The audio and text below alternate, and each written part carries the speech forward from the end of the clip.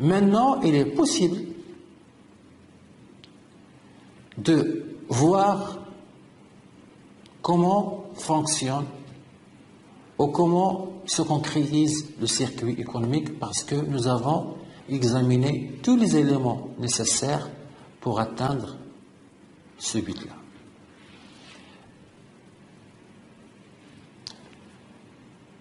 Définition de la notion de circuit économique et de flux. C'est quoi donc un circuit économique? C'est une représentation schématique, simplifiée de l'économie nationale qui montre des relations entre les différents agents économiques au secteur institutionnel.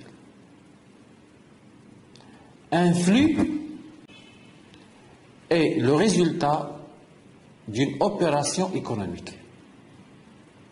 Je répète, opération économique sur mes services de répartition ou financière, qui est synonyme de transfert de propriété. Le flux monétaire signifie transfert de l'argent. Le flux réel ou physique signifie transfert de la propriété de l'objet ou du bien. Une opération économique se traduit par deux flux. Un flux monétaire et un flux réel. Cependant, il y a des opérations économiques qui n'occasionnent pas de flux. Par exemple, les donations, le bénéficiaire ou les bénéficiaires reçoivent le don, argent ou bien, sans contrepartie de leur part. Tous les flux qui ne sont pas intégrés avec les opérations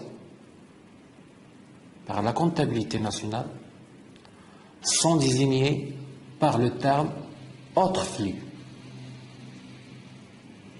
Les autres flux portent sur les changements qui affectent la quantité, qui affectent la valeur du patrimoine et qui ne résultent pas des opérations économiques. Exemple, destruction due aux catastrophes naturelles, les guerres,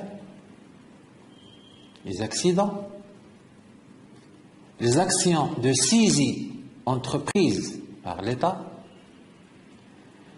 les changements de valeur résultant de variations de prix, etc.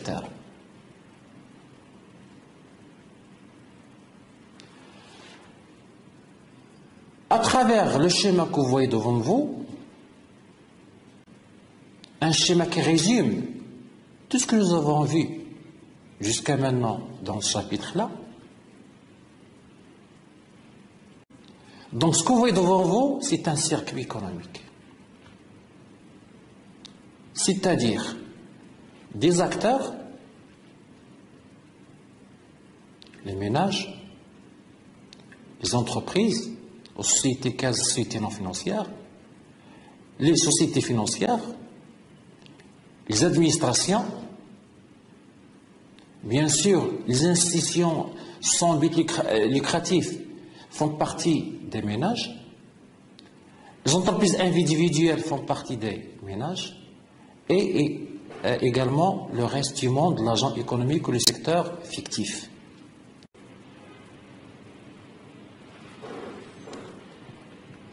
D'une manière générale, la schématisation de l'activité économique à l'aide d'un circuit économique se fait en plusieurs étapes, par ordre de difficulté croissante. La première étape, c'est le cas d'un circuit économique à deux agents ou à deux catégories d'agents sans épargne. C'est un schéma simplifié de l'économie nationale. C'est un schéma qui met en relation deux agents économiques, le ménage et son unité de production, l'entreprise, à travers les deux marchés du travail et de biens et services. L'économie est supposée fermer à toute forme d'échange avec l'extérieur. Les exportations, les importations sont inexistantes. Les ménages affectent la totalité de leurs revenus à la consommation. Donc le revenu est égal à la consommation et l'épargne égale à zéro. Par conséquent, les relations fondamentales du circuit sont établies comme suit. Donc, nous voyons clairement qu'il y a dans ce circuit, il y a deux grands secteurs institutionnels, entreprises et ménages, avec deux marchés, travail et les biens et les services, et avec des opérations, bien sûr, des opérations sur biens et services et opérations de répartition. Par exemple, la demande des biens de consommation, elle est égale à 1000. Les ménages achètent 1000 de biens de consommation. Les entreprises, ils produisent 1000 de produits finis. Et ils versent un salaire au ménage d'une valeur de 1000.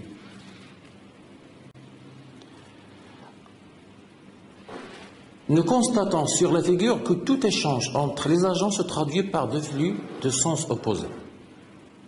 L'un réel du vendeur ou de l'offreur à l'acheteur. Par exemple, les biens et services acquis par les ménages sur le marché des biens et services.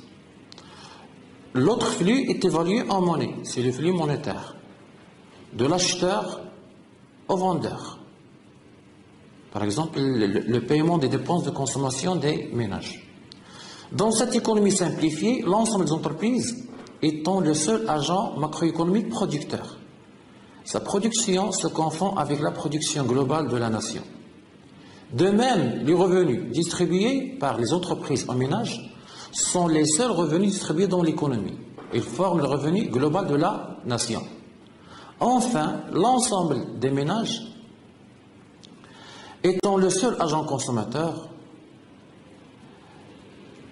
les dépenses ou leurs dépenses de consommation correspondent à la dépense globale de la nation.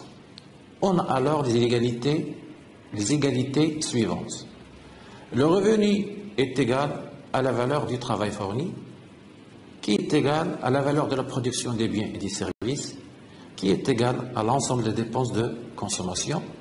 On peut donc écrire production globale est égal revenu national est égal à la consommation globale.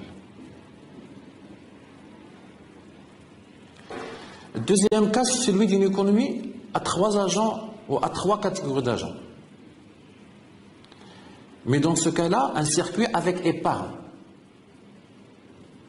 Les trois agents sont les ménages, les entreprises plus les banques.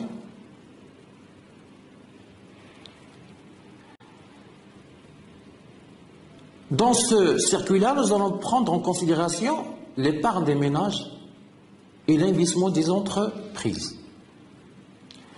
L'épargne des ménages.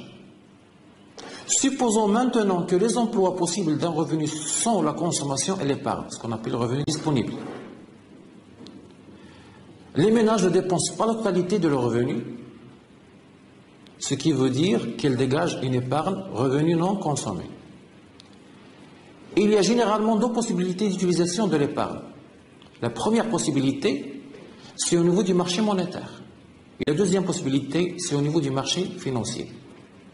Au niveau du marché monétaire, lorsqu'un ménage dégage une épargne, il la dépose auprès des banques, auprès des institutions financières.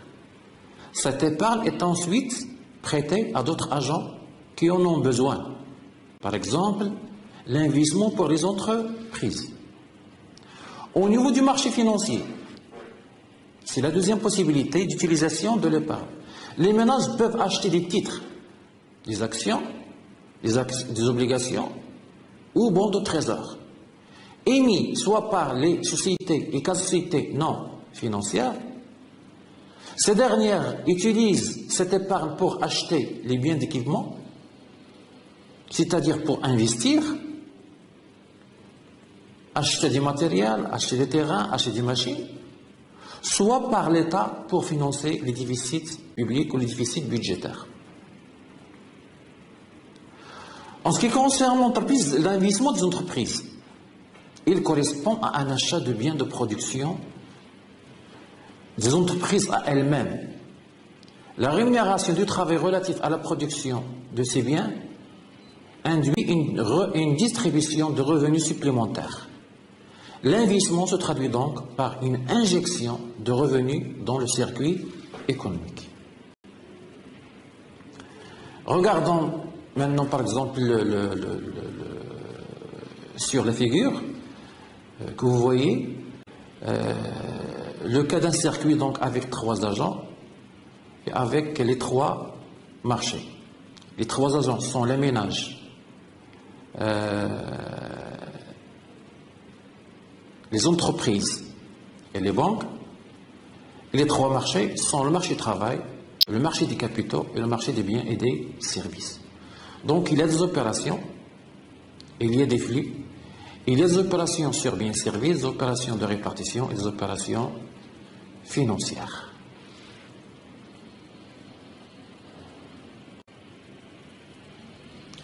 On a donc dans ce circuit, le revenu global est égal à la somme de la consommation et de l'épargne des ménages. La dépense globale regroupe la dépense de la consommation des ménages et l'investissement des entreprises. Le circuit est ainsi équilibré ou est équilibré parce que la production globale est égale à la demande globale. En résumé, on a la consommation plus l'investissement qui sont égales à la consommation plus l'épargne. Et en simplifiant par la consommation, on peut écrire l'épargne égale à l'investissement. L'équilibre du circuit considéré repose donc sur l'égalité de l'épargne et de l'investissement. Cela signifie que les entreprises financent leurs dépenses d'investissement en recourant à l'épargne des ménages. Troisième cas, une économie, ou troisième étape, une économie à 4 agents. Les ménages, les entreprises, les institutions financières et l'administration publique. L'économie considérée est fermée, donc pas d'échange avec l'extérieur. Donc il comprend les 4 acteurs, les 4 secteurs déjà précités, plus les 3 marchés. Marché des biens et services, marché du travail et marché des titres. Exemple, au cours de la période considérée, les agents économiques ont réalisé les activités suivantes. Les entreprises produisent des biens et services d'un volume de 2000, versent un salaire de même montant aux travailleurs employés, ils financent leur investissement en vendant des titres sur le marché financier, les ménages, pour un salaire égal à 2000, offrent du travail aux entreprises, ils consomment 1300 de biens de consommation, ils paient des impôts et taxes d'une valeur de 300 et reçoivent des transferts de l'État d'une valeur de 100. Les ménages épargnent 500. Ils achètent des titres émis par l'État et des entreprises pour un montant de 320. Et enfin, le reste est déposé en banque. L'État dépense 460, une valeur de 460, verse des transferts aux ménages d'une valeur de 100 et perçoit des impôts et taxes d'une valeur de 300. Il finance son déficit par émission de titres auprès des ménages pour un montant de 120 et par la création monétaire d'un montant de 140. Je vais ouvrir une parenthèse à propos de la création monétaire. Donc, ça fait partie du cours de la politique monétaire ou de la monnaie. Mais brièvement, c'est quoi la création monétaire? Qui sont ceux qui créent la monnaie? Au Maroc, par exemple, il y a 3 acteurs ou 3 institutions qui sont créateurs de monnaie. Les banques commerciales, la banque centrale, c'est-à-dire Banque Maghreb, et le trésor public. Donc, à travers le circuit, on obtient quoi? On obtient l'identité comptable macroéconomique suivante. L'offre globale est égale à la demande globale. L'offre globale, dans ce cas-là, elle est égale à 2000. Et il correspond à une demande globale de 1300 de consommation, plus 240 d'investissement, plus 460 de dépenses publiques. On peut également établir des comptes pour chaque acteur ou pour chaque secteur. Pour les ménages, par exemple, ils ont comme ressource du revenu d'une valeur de 2000, ils ont bénéficié de transferts de 100 et ils ont dépensé comme consommation, pour la consommation, une valeur de 1300 et ils ont payé des impôts d'une valeur de 300. Donc ils ont un solde excédentaire de 500. Qu'est-ce qu'ils vont faire avec ce solde? Avec ce solde, ils vont déposer 140 auprès des banques et ils vont acheter des titres émis par les entreprises et émis par l'État d'une valeur de 320. Le même raisonnement pour les entreprises, également pour l'État. Donc nous constatons que les entreprises, ils ont un déficit de financement de 240. Pour le financer, ils ont vendu des titres de la même. Ils ont émis et vendu des titres de la même valeur. Et nous constatons également que l'État également a un besoin de financement d'une valeur de 260. Financé de 2 manières ou à partir de 2 sources. En créant la monnaie d'une valeur de 140 et en vendant des titres avec une valeur de 120. Dernière étape, c'est le cas d'une économie ouverte sur l'extérieur. Dans ce cas-là, il y a l'introduction dans le circuit de l'agent fictif, du secteur fictif, à savoir le reste du... L'introduction du commerce international, ou si vous voulez, des échanges extérieurs, fait intervenir les exportations et les importations. En économie ouverte, les exportations constituent un emploi, une utilisation ou une destination. Alors que les importations représentent la ressource ou l'origine. L'identité comptable, ressource égale emploi, correspond à l'égalité suivante.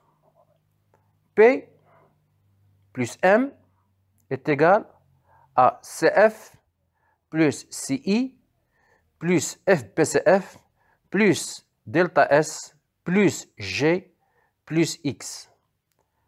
P, c'est la production nationale. M sont les importations. CF, c'est la consommation finale des ménages. CI, c'est la consommation intermédiaire.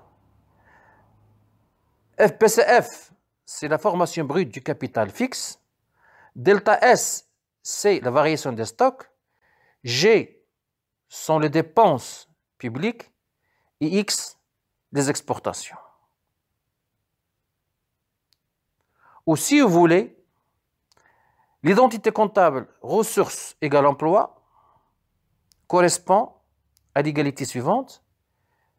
PIB plus M, qui représente les ressources, est égal à CF plus I, investissement, plus G, plus exportation.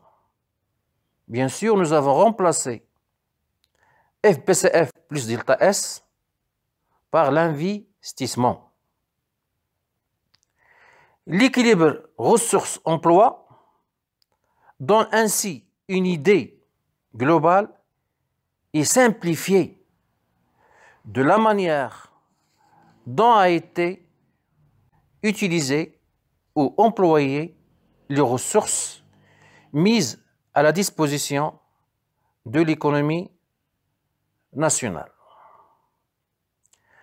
Un dernier point, ou si vous voulez, une dernière précision.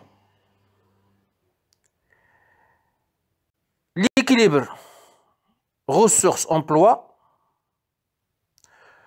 correspond ou considéré comme une égalité comptable, qui ne signifie pas forcément ou qui n'est pas synonyme que l'économie est équilibrée. D'une autre manière, dans une économie, il peut y avoir une égalité comptable, c'est-à-dire égalité entre ressources et emplois, égalité entre PIB d'un côté plus importation et consommation finale plus investissement plus dépenses publiques plus exportation d'autre part, mais avec l'existence d'une balance commerciale déficitaire, comme c'est le cas de notre exemple où nous constatons clairement que l'économie est en équilibre sur le plan identité comptable, emploi est égal à ressources, mais l'économie elle connaît un déficit commercial. Exportations sont inférieures à l'importation. Exportation de 40 et l'importation de 50. Donc ça a donné un déficit commercial de moins 10. Également, il peut y avoir, un autre exemple, il peut y avoir égalité entre emploi et ressources, mais avec un niveau d'investissement insuffisant. Merci.